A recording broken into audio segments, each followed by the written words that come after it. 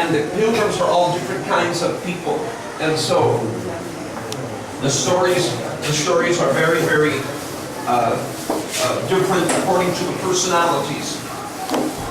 Now, in literature, you need to have characterization, right? Characterization. Not all characters talk the same way. They're different people. So when you write a story, each character should be different from the others. The way they express themselves, because that person speaks from personality. So if you write a story, you have to include a character who is this kind of person and that kind of person, and each one's words and deeds will reflect the kind of person they are. So Chaucer does that in Canterbury Tales. The knight, the monk, the housewife, these people all talk and act in different ways. And it can be very humorous. Now, he's writing in the 1300s, and now this era, he's, let's see, Canterbury's, yeah, about 1390 is when Chaucer is writing. 1390 date is not the Nibelungen, that's Chaucer. Now, Chaucer makes so much impact, okay, that by 10 years or 15 or 20 years after he lived, other people are writing poems in the style of Chaucer. See, he's had so much influence on writing. And this man begins to turn people to the idea, through the excellence of his writing, that we can write well in English, we don't need French. So it begins to kick off the English language literature. Now, the next thing I'm going to mention here, because of the limited time, and I forgot to, somebody tell me how long is the time, when does this time end?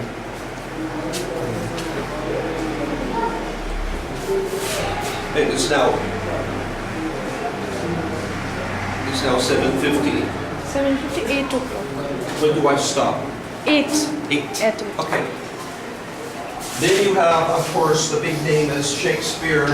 I'm jumping forward 150 years to Shakespeare, who is, his main writing is from the 1590 to 1610.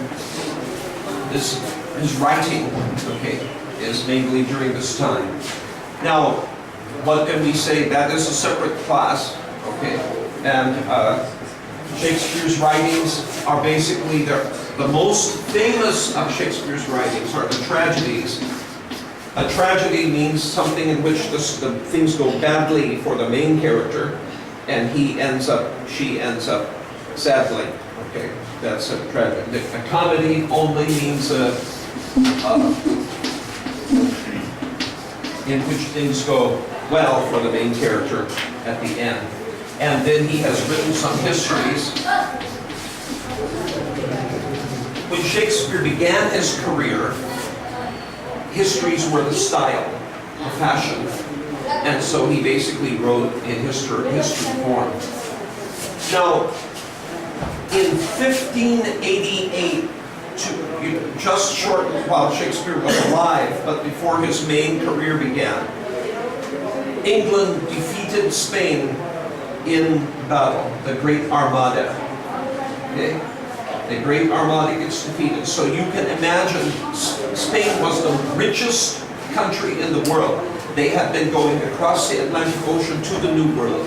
They had conquered the Mayas, they had conquered the Aztecs, they had conquered the Incas, empires of Central and South America.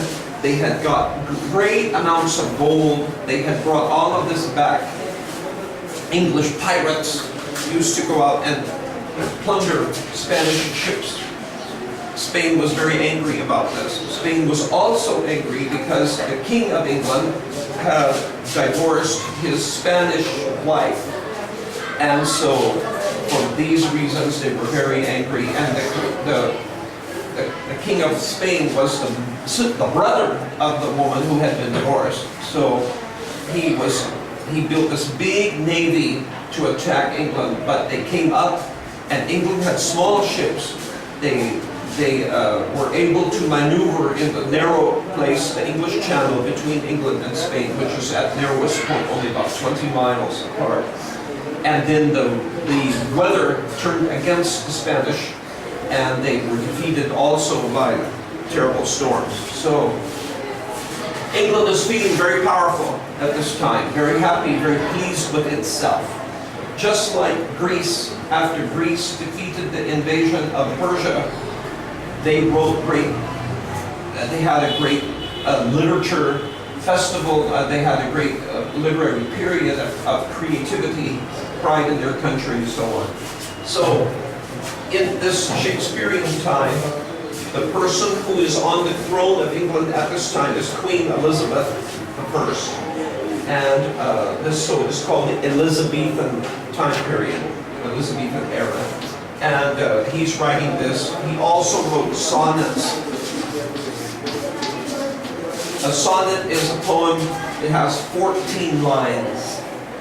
The kind of sonnet that Shakespeare wrote usually has this structure. A, B, A, B. This happens 3 times. So the first line and the third line rhyme.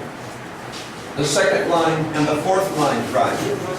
Then you do the same thing again and the same thing again. So that's 4, 8, 12. And then you have the last 2 lines rhyme with each other. Okay, they just rhyme with each other, and that sort of closes off the poem. So this, when you have 4 lines that are rhyming like this is called a quatrain. Because they're quarter, there are 4 parts, 4 lines. And this is called a couplet because it's a couple, there's 2 lines. So a Shakespearean sonnet has 3 quatrains. Three to make 12, and then a couplet at the end. And he also wrote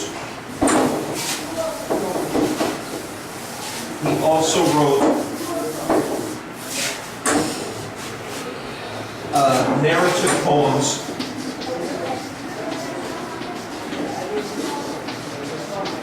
A narrative poem is just a very long story poem. He wrote some of these. See, what happened is there was a plague of disease that went through the city. And they said people are not allowed to gather together. And so they closed all the theaters because they were afraid of disease spreading from person to person. So for 2 years, they could not show dramas anywhere. So the result is they shut down what is Shakespeare to do. So there was a rich man who paid Shakespeare a salary while the theaters were closed and said, I will support you, and you must write some poems and you must dedicate them to me because I'm supporting you. Okay? So that's where the narrative poems come from. Shakespeare's, of course, a major figure in the English language. The person in the English language about most is written is Jesus Christ, and then after that, the second figure in English language is Shakespeare. People have written more about him than about anything else because his genius is so great. Some people have said he was an ordinary man, he could not have written this, but nobody has made a convincing case that somebody, for another person to be another writer, the actual writer. So Shakespeare still stands. There was a guy called Edmund Spencer, and he lives the same time as Shakespeare. He wrote a very long narrative poem called Faerie Queene.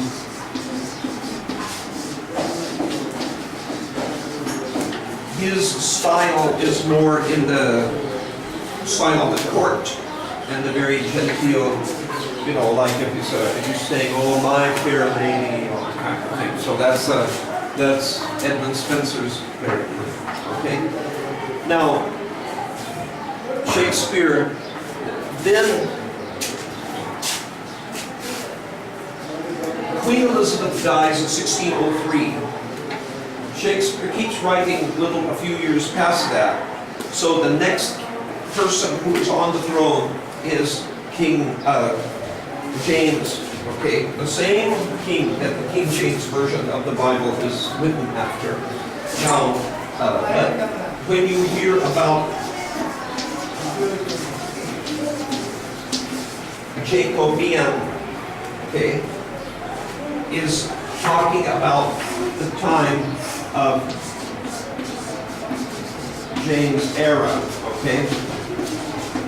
The Jacobean era of literature, of focus, is the time that James is on the throne. This is James 1, okay? That when he is king, that's the Jacobean era. Now, he rules maybe, I think, approximately 25 years. By the time his reign is over, Shakespeare has died.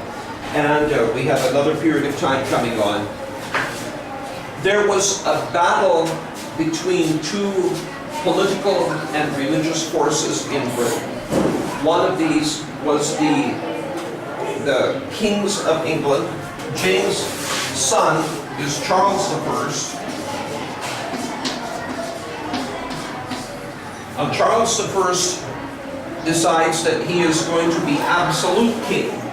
He says, "I am king and there will be no parliament at all." Okay? Parliament has existed, and he needs parliament to tax. He needs tax for his wars. But Parliament says, if you are going to get us to agree to taxation, then you have to acknowledge our power. And he won't do that. So he says, "No Parliament, I will do it by myself." But finally he can't. So he summons the Parliament, and they again demand their rights. Finally, there is a battle, war between Parliament forces and King's forces. And the Parliament forces win. First they lose, but then they win. And then the man who is leading the Parliament forces is Oliver Cromwell.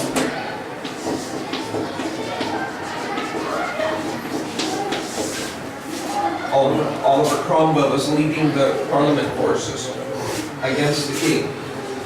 The king is finally imprisoned. He is imprisoned in the palace, but he is still no longer in control of the country. They are trying to have negotiation with the king, but the king, to preserve his power, writes secret letters to France, asking them to send their army to invade England, to help him get his throne back. These letters are recovered by Cromwell's forces, and that is when they cut the king's head off, okay? And no more king. So then, later, Cromwell rules the country through the Parliament for some time, but Cromwell dies, and Cromwell's son does not have the ability that Cromwell had. So the people say, "We want the king back." Well, the king has died, but his son is been living in France. So Charles II comes in to the throne, and he is this, because he has been restored to the throne. This is called the Restoration. Okay? Now you can read dramas, Restoration dramas. Okay? They are called that because they are written while he was the king. So you have royalist. Okay? Royalist means they favor the royal but the king. Okay? Royalist literature, which is during this time. At the same time, you have people who agreed with Cromwell. They were Puritans. They said, "We are Puritan because we want literature and life and morality to be pure." Well, then you have, at the same time, the Puritans. And these include people like Milton, John Milton. John Milton is put in jail because he is standing for Puritan morality, and Charles is against it. And John Bunyan is put into jail because he is preaching and he doesn't have license, and the government will give license only to people of the government church. John Milton wrote Paradise Lost. He wrote other things too, but this is the most famous. And John Bunyan wrote